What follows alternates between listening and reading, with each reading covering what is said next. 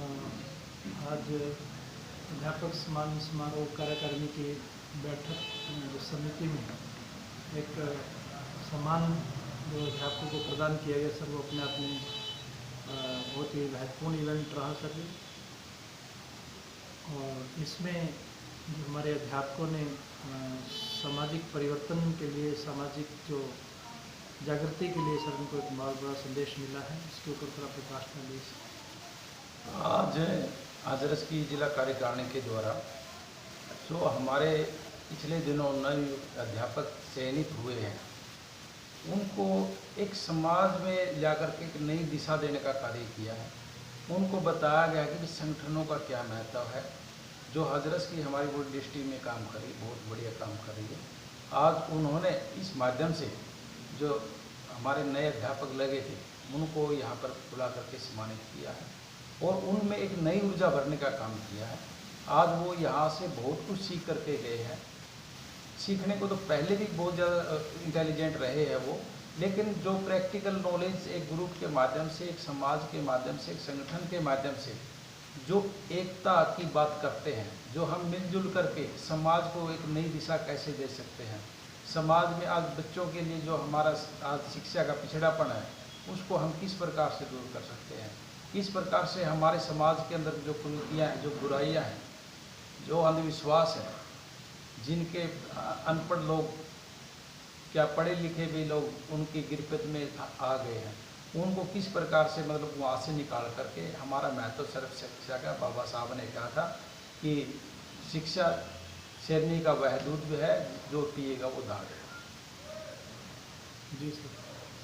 Sir, आज आपने हमारे सभी जो युवा अध्यापक हैं उनको भी प्रेरित किया कि वे अपना व्यक्तिगत की बजाय सामूहिक और सामाजिक जीवन संयुक्त रूप से जीने का प्रयास करें, और इसके ऊपर थोड़ा। बिल्कुल, मैंने स्पीच में भी ये स्पेशल हिंट दिया था उनको कि हम इतनी मेहनत से सर्विस लग जाते हैं।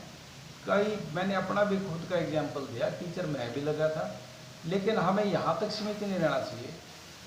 खुद के लिए तो हमें आगे बढ़ना चाहिए। जैसे मैं जॉइंट डायरेक्टर रिटायर हूँ वहाँ से, तो आप आगे बढ़ो, आप प्रोफेसर लेक्चरर बढ़ो, आप प्रिंसिपल बनो, आप पीओ बनो, डीओ बनो। इसके अलावा आपका जो मेन कार्य है वो आपका परिवार को परिवेश करना या अच्छी पढ़ाई देना, इस तक ही सीमित नहीं है, बल्कि जिस समाज से हम आते हैं उस समाज का हम कैसे भला कर सकते हैं। पे बैक टू दी सोसाइटी का कहा गया कि पे बैक टू सोसाइटी जब ही हो सकता है जब हम अपने साथ साथ अपने परिवार को आगे बढ़ाएं और परिवार के बाद समाज को आगे लेकर के चले, तभी मैं सही अर्थों में पे बैक टू सोसाइटी उस चीज़ को मानता हूँ। गुरु देश की जो हमारे आज वर्तमान प्रधानमंत्री मोदी जी कल्पना करते हैं, आह्वान करते हैं कि जब भारत अपने 100 वर्ष पूरे करेगा तो हर क्षेत्र में गुरुदेश होगा सर। शिक्षा के क्षेत्र में देखो, हमारा जब हम प्राचीन काल की बात करते हैं तो भारत को सोने की चिड़िया कहा जाता था। जब हमारे विदेश से पढ़ने के लिए यहाँ आते थे, जब हमारे पास बहुत बढ़िया शिक्षा थी, बहुत बढ़िया यूनिवर्सिटी थी, तक्षशिला थी, नालंदा थी, टैगोर यूनिवर्सिटी थी, काफ़ी थी जो उनका, लेकिन वो धीरे धीरे उनको समाप्त की तरफ गए और आज टेक्निकल सिस्टम में आ गए हम। उसमें यह मैं ये नहीं कहता कि बच्चा आज पढ़ लेता है, बहुत कुछ चीज़ लेता है, चाहे वो इंजीनियर बन जाए, वो डॉक्टर बन जाए, लेकिन एक समाज में कैसे रहना है, एक समाज में भाईचारा कैसे है, हमारी संस्कृति कैसी है, हम संस्कृति को किस प्रकार से हम बचा सकते हैं, इसके महत्व को जानना जरूरी है। जिस दिन हम शिक्षा स्कूलों में, कॉलेजों में संस्कृति को समझने लगे, आपसे में समाज प्रवेश को समझने लगे, उससे हम फिर दोबारा से विश्व गुरु बन जाएंगे। सर, एक ग्रामीण क्षेत्र में जो शिक्षा प्रदान की जाती है शहरी क्षेत्र से, जैसे आप मेट्रोपॉलिटन सिटी के बहुत अच्छे अनुभवों से आपने सबको बताया सर और प्रेरित किया उसके बारे में कि क्या बेसिक डिफरेंस है सर इनके अंदर जो दोनों में संतुलन स्थापित कर सकता है शिक्षण पद्धति में?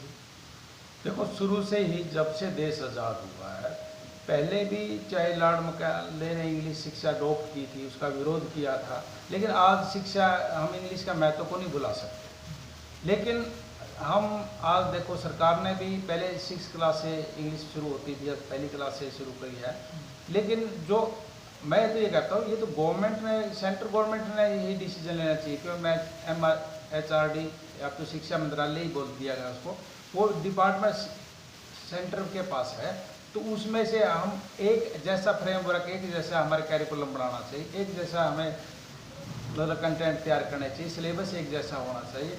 अब क्या है कि जो बड़े बड़े प्राइवेट इंस्टीट्यूट है उनके सिलेबस अलग है, सरकारी स्कूल है उनके सिलेबस अलग है, तब जब तक समान सिलेबस नहीं होगा, जब तक ये शिक्षा की असमानता चलती रहेगी। सर, आज एजुकेशन अपने आप में स्टूडेंट ओरिएंटेड हो गई है, in spite of being teacher oriented. Teachers का जो ऑब्जेक्टिव है उसको टीचर को चेंज करना पड़ता है ऑन द स्पॉट, जब क्लास में बच्चा को टीच करने जाता है, तो इसको कैसे सुधारा जा सकता है? देखो, मनुष्य एक सामाजिक प्राणी है, और अकेले हम ये सोचें कि हम टेक्निक से, अकेले हम मोबाइल से, लैपटॉप से, इसको या CD वगैरह से इनसे शिक्षा दे सकते हैं, ये एक कोरी झूठ है। ये सरकार ने कईयों ने लागू करके भी देखा है, लेकिन जब तक प्रैक्टिकली टीचर का रोल नहीं होगा। हाँ, इतना ज़रूर है कि टीचर को आज की IT के बारे में, आज के कंप्यूटर युग के बारे में, आज की जो टेक्निकल नॉलेज है वो लेना भी ज़रूरी है।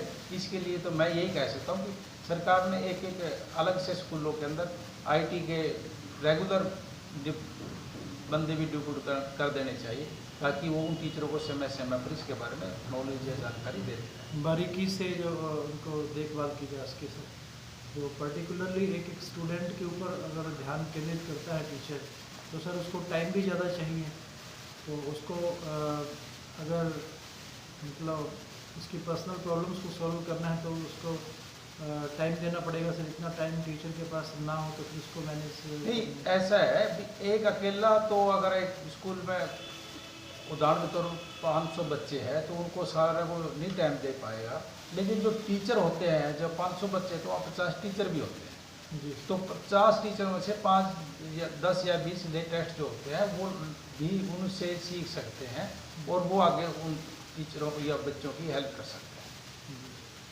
धन्यवाद सर, आपकी नॉलेजेबल